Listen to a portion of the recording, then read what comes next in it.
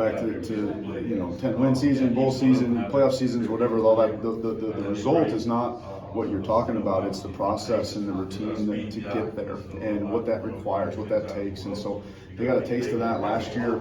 2023, we lost those 5 games. Those one-score 5 games, and last year we won them, and that's the difference. And so you got that crew coming back with an experience that knows, maybe the shortcomings, the pitfall we had against Minnesota last year. That you can't afford those this year, right? Those are things that the core of our unit coming back. That experience has to account for something, has to mean something. They all came back for a reason. I can't wait to see them take that next step. Are as many guys as you have coming back, are there any downsides or challenges you have to fight against just with that kind of scenario?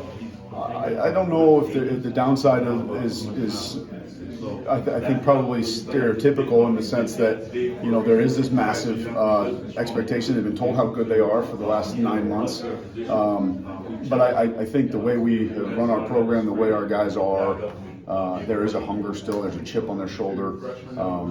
They didn't just come back just to come back, right? Just to collect a paycheck. They all came back for a reason. That was our messaging: is this has to be a purposeful attack. And you don't just get through a camp. You attack the things daily that you need to improve upon. You don't let a mistake wear you down. You learn from it and grow and move on. And so there's just a maturity factor there. It has to account for that. And so we're excited for those guys. Got to develop some depth, and that's another thing is that you have to you can't wear them out either, right? You got to get them ready to play, but also have to develop those other guys along the way. So that's our challenge, I think, as a coaching staff, but then to continue to build that continuity and that chemistry, because that's going to be big for us.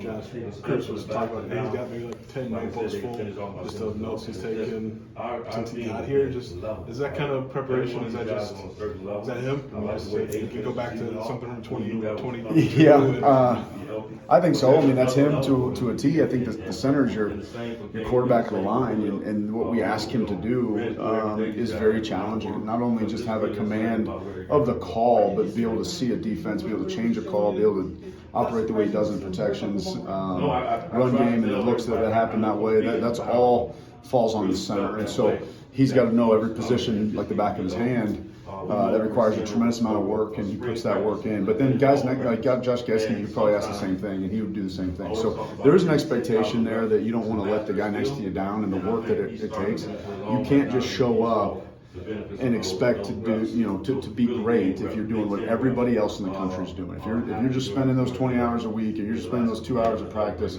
and that's it, you go home and play video games the rest of your time or whatever. You're not going to have the results you need or that we demand. And so those guys know that. They're working every day to better themselves. So I think that's the expectation, not the exception. Have you seen these? What level of detail are in Cruz's notebooks like that? Well, his are very pointed. So it's comments that I'll make about a certain look, or he'll write, something to jog his memory of that, right? Whereas some guys, Mike McDonough is sitting behind him writing down everything I say, like a scribe, right? Where Kreutz knows some of the other stuff. It's just much more deep, like pointed to what we're in specific. And so that's probably been an evolution. Kramer was the same way. And each guy has their own little way of doing things, right? But what we give them from a resource standpoint, we give them notes, we give them reports, scouting reports, things of that nature, and then they obviously build on top of those.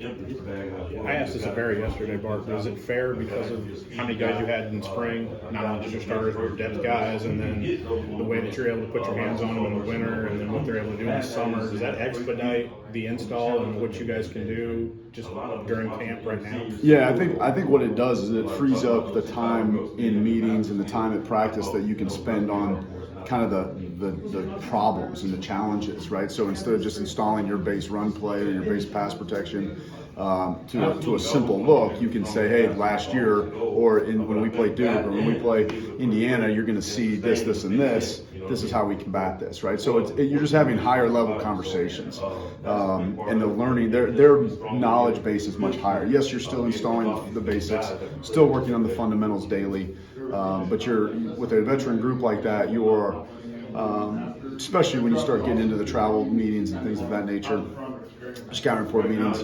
you're going to be much more available to dive deeper, right? And whereas I'm teaching a freshman or a freshman class like used to come in, we'd spend time just going over, a right zone call or a left zone call.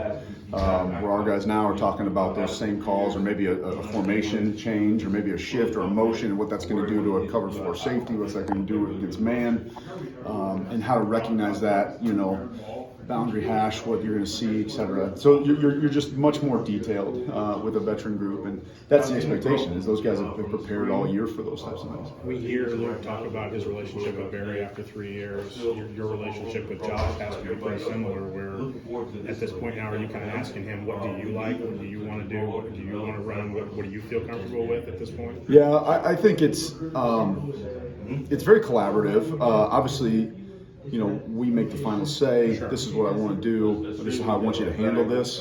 But there's back and forth. It might be, can you get this done, or what do you think about this, or how do you want to handle that? Right. This is how we did in the past. What do you think? So there's a little bit more collaboration. This summer, obviously, with his relationships, obviously. And the way he's played, they've been invited to 1,000 different, opportunities, camps and clinics, outline masterminds, and everything else in between, right?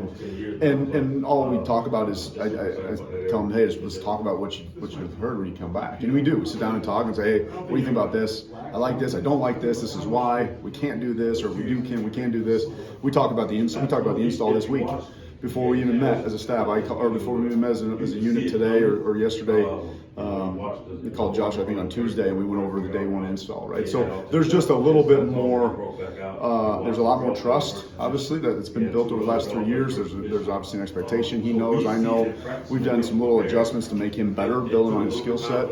I can have a transparent conversation and know he's not going to get offended or go in the tank, right? I can tell him this is what happens, and he's like, okay, let's fix this. So I just want to get with you on, I've asked you this before, but how do you handle guys with positional flexibility in camp? How do you want to handle that? Just like a Brandon Henderson, that can play multiple spots. Sure. I think one of the things we did with Brandon in the spring was we limited that a little bit, and guys that do have versatility have to be ready to go other spots, but it doesn't mean every 2 reps you're moving them around. Right. You're trying to build some consistency there, and that's one thing we've done with him. Same thing with Brandon Hansen and some of those guys, even like Zafir, we kept him on one side, and so there's some things I think just as we have grown our depth too, allows us to do that. And I think in years past, when we've had some injuries or we've come thin in certain areas, you try to find the best pieces to go. And we have had the versatility to do that, but now we've got some guys that like the Canapics were a big help. We don't have to move Brandon back out to the left, right? We can keep him on at one spot, right? And getting TJ back. Part of the deal in the spring was, TJ was out for the spring, and so your center position was a kind of a door with a true freshman, right? And that presents quite a challenge when you're trying to do high level protections against Aaron, Coach Henry, and Gabe Akis and everybody else, right? And so I think all that bodes well for the growth of those guys long term, but it also there's merit to keeping those guys consistently at one spot so they can grow and develop there.